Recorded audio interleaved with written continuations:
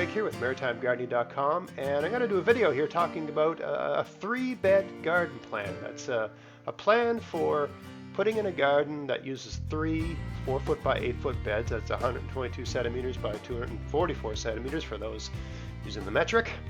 And this is a garden collection. This video is about how to go about planting a garden collection that I developed with Vesey Seeds, a sponsor of my podcast.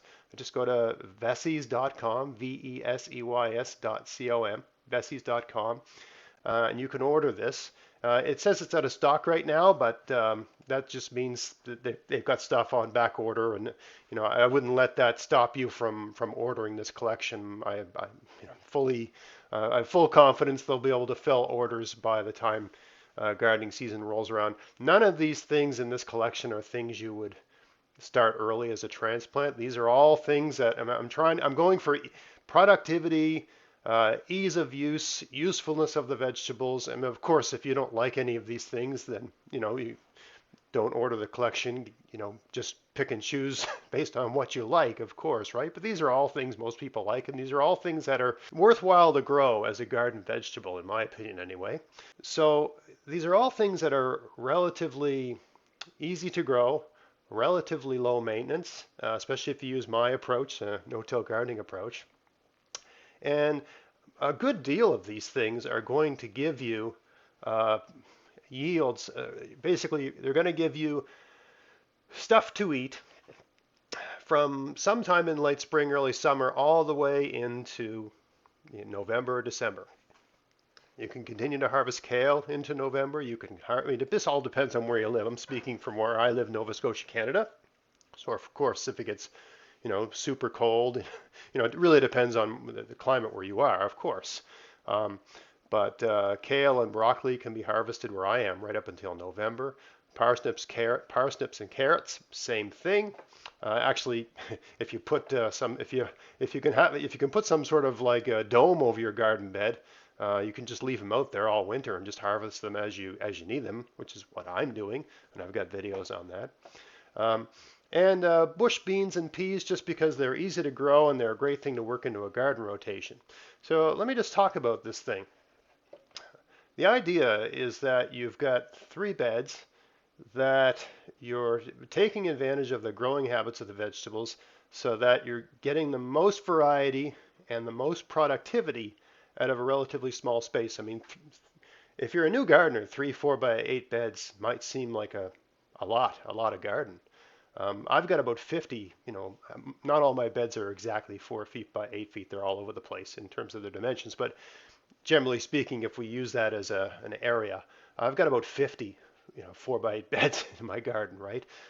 So all these things are relative. And of course, the more experience you get, the less overwhelming it is to have many things growing in a garden at one time. But for me, this was a good way to pack a lot of variety, have some pretty productive vegetables in a relatively small garden. And of course, you can expand this. You don't have to have 3 beds. You can have 4. You can have 5. And also, this is meant for when I say a bed 4 by 8 feet, if you were going to put a border around that, you're going to raise the bed a little bit.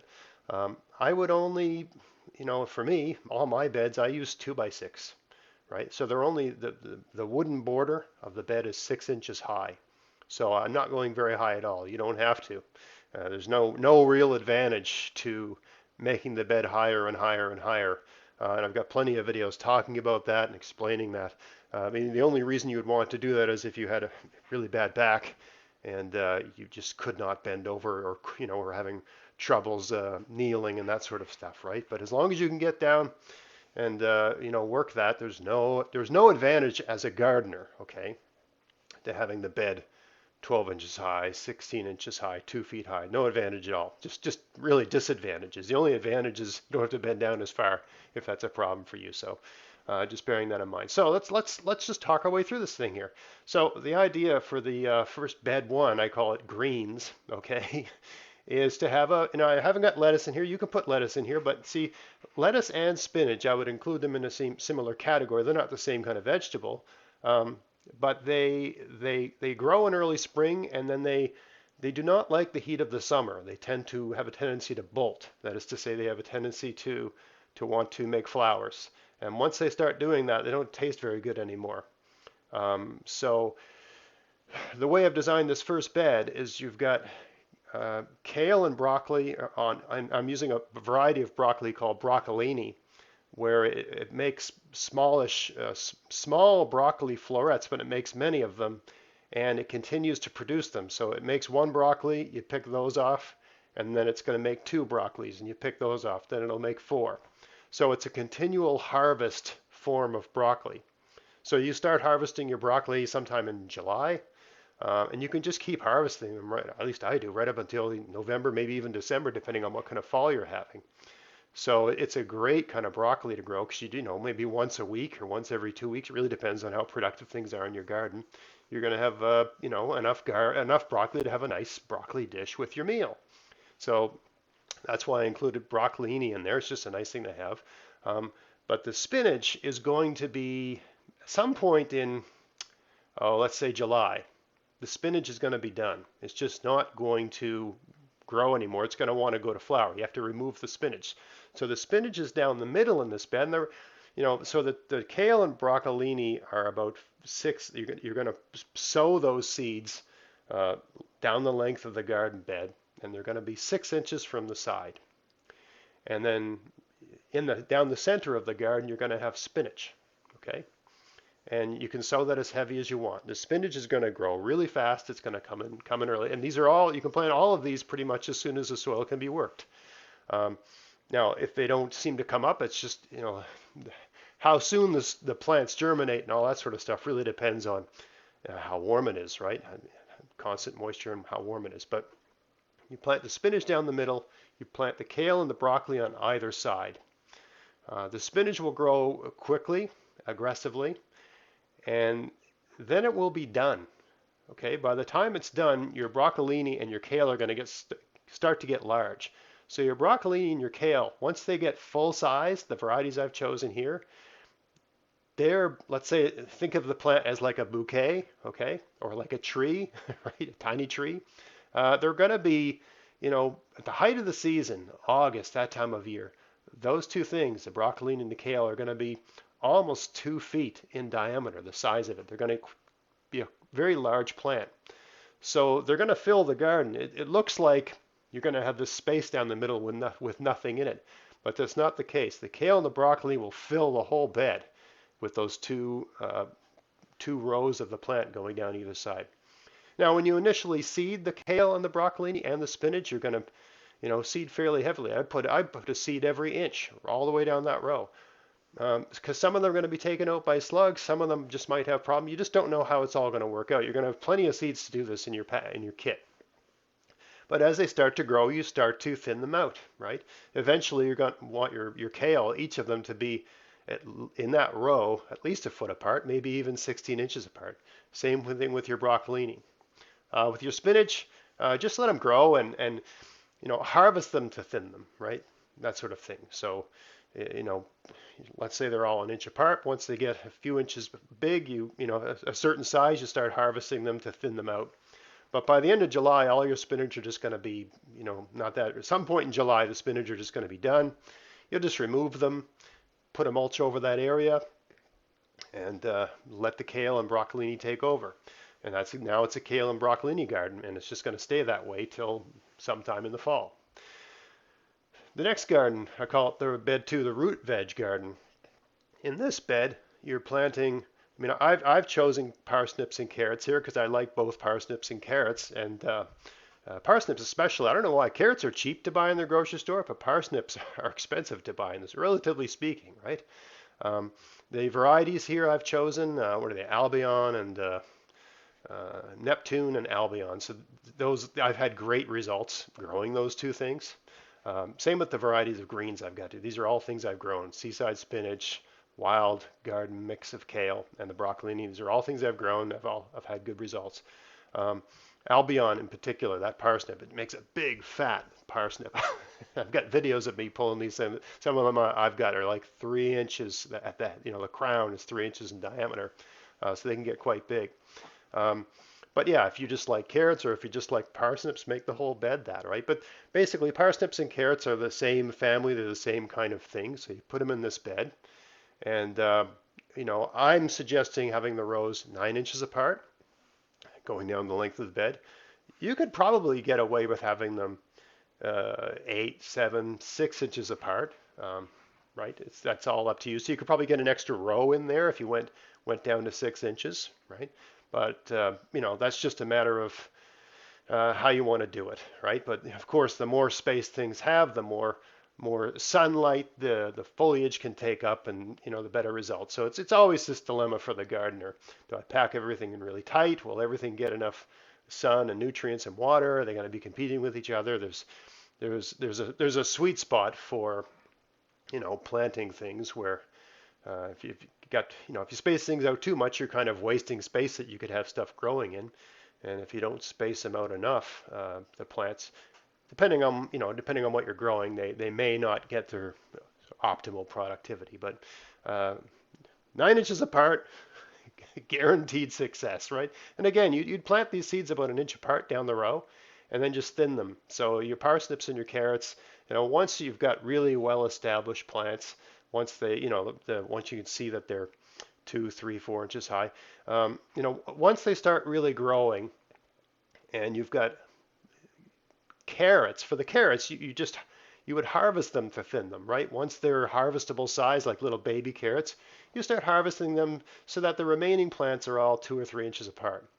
With the parsnips, you really don't want to. Parsnips are a fall crop, really. You let them grow all season long, and you harvest them after you've gotten a few frosts. I mean, carrots are better like that too, but parsnips especially. I don't even bother picking them until October, November, Thanksgiving here, Canadian Thanksgiving, right? I don't bother harvesting parsnips till we start getting frost because they just taste so much better. There's so many other things I got in my garden to eat. Why would I eat a subpar parsnip when I can just wait until, the fall when they're at their best? And a lot of other things aren't coming out of the garden, right? Because by October, November, I'm not getting beans and peas out of my garden. They're done, right? They can't take that. They're done. So that's the idea for that garden. The parsnips, you have to thin them. You're not going to thin them by harvesting them to eat them. So, still plant them an inch apart along the row. But once they're, let's say, 6 inches high, 7 inches high, they're well established. The plants that are there are going to be there. I would thin them out to being, 2, 3 inches. Each plant should be 2 inches apart, 3 inches apart. A minimum of 2 inches apart. And then you'll get the best root development, the best, you want those big, fat parsnips. That's how you got to do it. You could just leave them, let them sort it out on their own, and that can work out too. But if you, and I do both things. It really depends on, usually when I get around to thinning my parsnips and working on the carrots, the flies are really bad. So it really depends on how much patience I have for dealing with being eaten alive while I'm thinning them out. But yeah, if you thin them, you're going to get bigger parsnips, okay? Now the final bed, bed 3, legumes, is a bed where you've got peas down the middle, and these are, what's the variety? Super sugar snap, I think? Super sugar snap, yeah. And Lewis bean, which is a bush bean, all right? So the pea is a climbing pea. It'll go as high as you want. I've suggested putting a 7 foot high trellis down the middle of the bed. You could go a little higher, but really depends on, you got to be able to reach the top, right? And you want to be able to service that trellis without stepping on your bush beans that are going to be growing around them. So, you train the peas as, think about your trellis. How high can you reach, right? You really got no business training it any higher than that, because how are you gonna reach it unless you got some sort of specialized ladder or something? So your peas, you plant them. Same with I didn't mention when to plant the parsnips and carrots. You're going to plant those, as soon as the soil can be worked. The kale, the spinach, the broccolini, the parsnips, and the carrots, those can be planted while you're still getting frost, as soon as the soil can be worked, right? I plant mine here in Nova Scotia, where I live, in April. We still get snow sometimes in April. We certainly get frost. I mean, we can get frost in June here, right? So You don't have to wait till first new moon in June or May 2 for a weekend or all these different, all these different things people say about when you plant things. Those seeds are tough. They can take cold temperatures. They might not germinate, but the seeds can hang out in the soil and just wait, right, wait for the world to warm up. So don't feel hindered by that. And of course, if you put some clear plastic over where you've planted them, that can get them germinating faster as well. But these are all just little tricks. You can watch my videos and see different types of microclimates I affect over my beds to get things happening earlier. But the main point is that those seeds, kale, spinach, broccolini, parsnip, carrot, they can take cold nights. You don't have to wait till the last frost date to put those seeds in.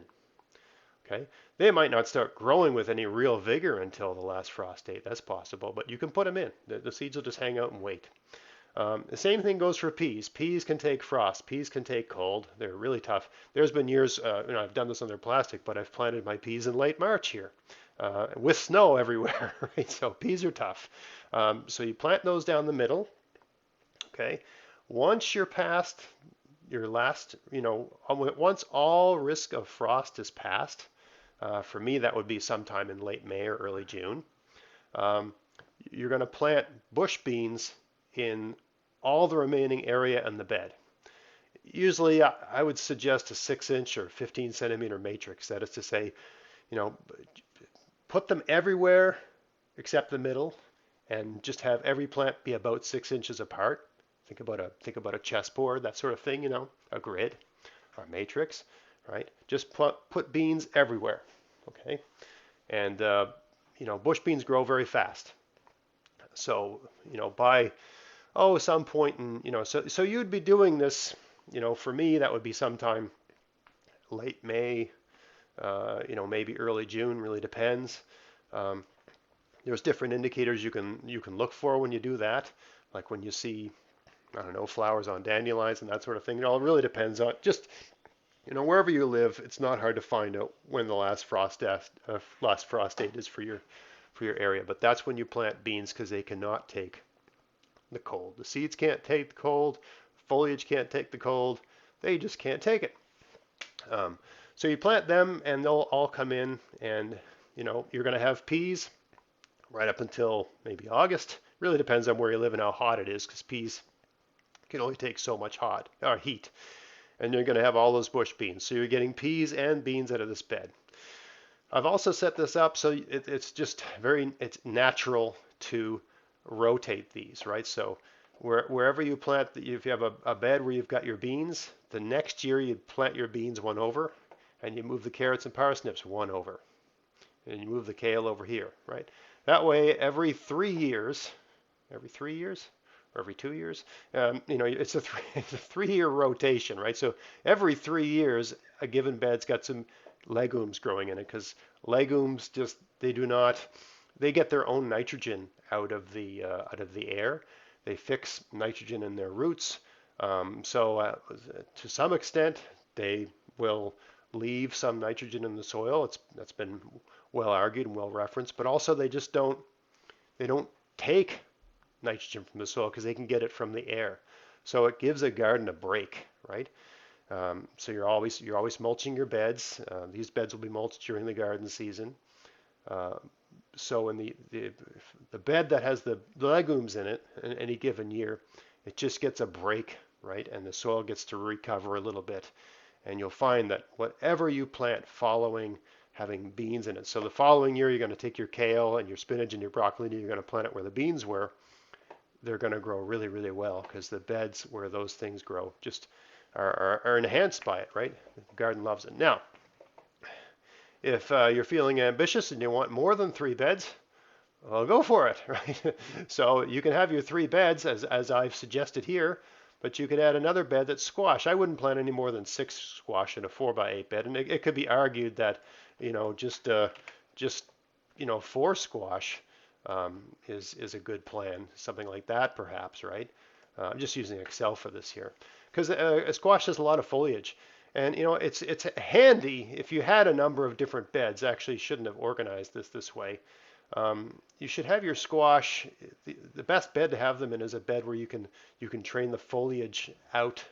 It can spill over outside the bed. So it's ideal to have your squash sort of on the far right or the far left. If you had a garden, if you had a system of gardens, you put the squash like over here, right?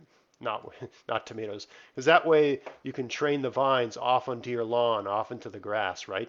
And they're not going to be in your walking paths here. But anyway, so if you wanted a fourth garden, you could plant squash, whatever squash you like. I would suggest a winter squash because they're very low maintenance during the garden season, and you can store them. That's the other thing with this collection. There's a lot of things you can store. I blanch and freeze my kale. I blanch and freeze my broccoli. I don't blanch and freeze my spinach because I eat it all. When your garden's producing spinach, there's really not much else coming out of the garden at that time of year. It's early in the season. So we just tend to gorge on the spinach. And by the time the spinach is done, we're sort of done. Had enough of spinach, right? But yeah, kale and broccolini can be blanched and frozen in your freezer. Parsnips and carrots, they can be left in the ground and harvested throughout the winter if you can keep the soil from freezing somehow.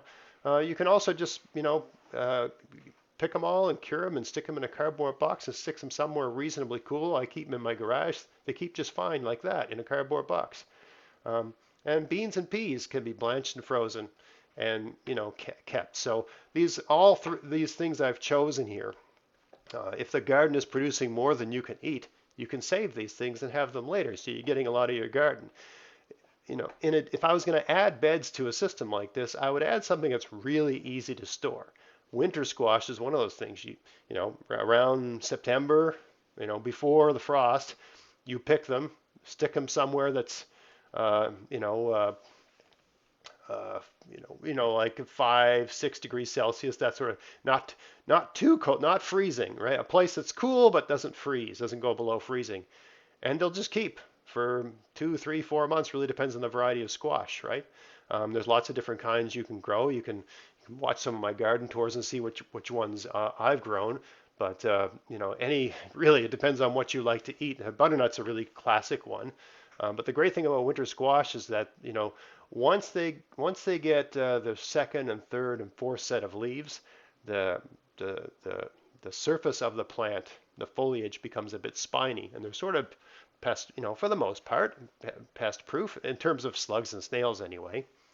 And as long as they're getting the water they need, they just take care of themselves. You don't really have to do much. And then when it's time to harvest them, you just pick them and stick them somewhere where it's not going to, it's cool, but it doesn't go below freezing, and they just keep. So you don't need to can and bottle and all that sort of stuff. You notice none of the things I've suggested. I mean, there's ways to can these things, but you don't have to. And so the great thing about squash is it just keeps in its own skin. If squash isn't your game, you can fill this bed full of potatoes, right?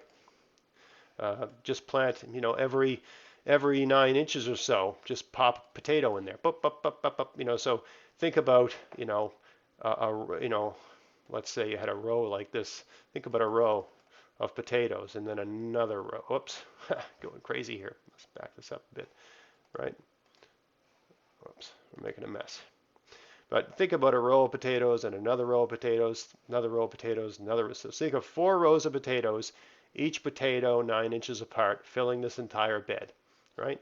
Potatoes are dead easy to plant. You stick them in the ground about 6 inches deep, and you put about anywhere from, if they're in the ground like that, put about 6 inches of leaves or some yard waste or some hay or some straw, whatever, put about 6 inches or more of mulch over top of the soil, and just give them a good watering and then just leave them, and you'll have, after about 2 or 3 months, you're going to have potatoes to harvest. That's exactly the system I use, and I've got lots of videos for that. You don't even need a wooden bed for this. There's lots of different, I've got a video on how to make a potato garden in 6 minutes. So you can check that out. I'll put a link to it at the end of this video. So you can have a potato garden. And I know a lot of people, a garden isn't a garden without tomatoes. So you could have a fifth bed where you plant some tomatoes. I usually put tomatoes, I have 2 rows, and then I'll put, basil down this, on either side of those 2 rows. Because tomato and basil always grow really well together, and they go together, right? Right. Another kind of garden you could have would be a garden where you plant a bed with cucumbers. You just plant a row of cucumbers down the middle with a trellis. and then you can plant whatever you want on either side. But uh, I must have bottled almost like 10 gallons of pickles this year, and it was all based on one 4x8 uh, cucumber garden with a trellis down the middle. That's it, right? I got a ridiculous amount of cucumbers. Those are pickling cucumbers, but I got all the cucumbers I could handle just off of that. So, a good thing to go with it, I would say, is to plant potatoes, right? Once the cucumbers have gotten a certain height, you could plant potatoes on either side, right? There's other things you can plant too, but you gotta remember that the cucumbers are gonna, once that foliage gets really full, it's gonna cast a fair amount of shade. I also tend to plant dill. So when I have a bed, it says tomatoes here, but let's say this is cucumbers, right? I tend to plant, I have a row, let's just move this around here, on, where's the thing that allows me to pivot this? There we go. So in my cucumber garden, let's just make this, why is this not cooperating with me? There we go. So I tend to plant, I don't know, the words are missing here. I don't know what's going on. Anyway, I tend to plant a row of dill here, and a row of dill here. Okay, I did not spell that wrong, or I spelled that wrong. Cukes.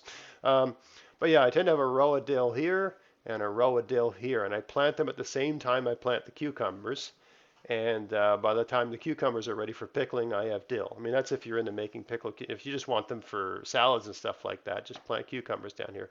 For that matter, you could plant the cucumbers in the same way I've got the squash laid out here, right? And you could have more like the garden cucumbers, the long ones, and just have them sprawling all over the place in the bed. It really depends on what you want to do with the space. But anyway, some ideas for planning out a garden if you're getting into this. And I know I've sort of meandered about, in trying to explain this, but there's a, it's really not that complicated. Just get out there, stick some stuff in the ground, see what happens.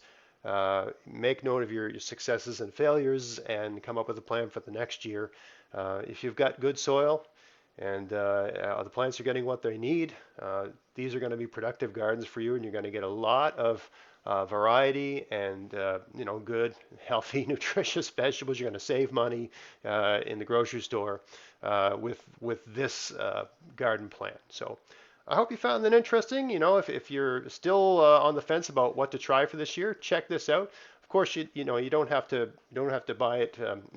If you want to help support my channel and all that sort of stuff, buy it from Vessi Seeds. You want to get free shipping? Use my coupon code GAVS21. There's in the description box of this video the details on that, but basically you get free shipping if on seed order.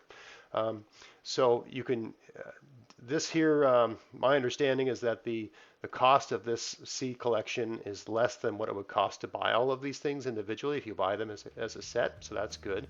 But you also save on the shipping, because if you use my coupon code, you get free shipping.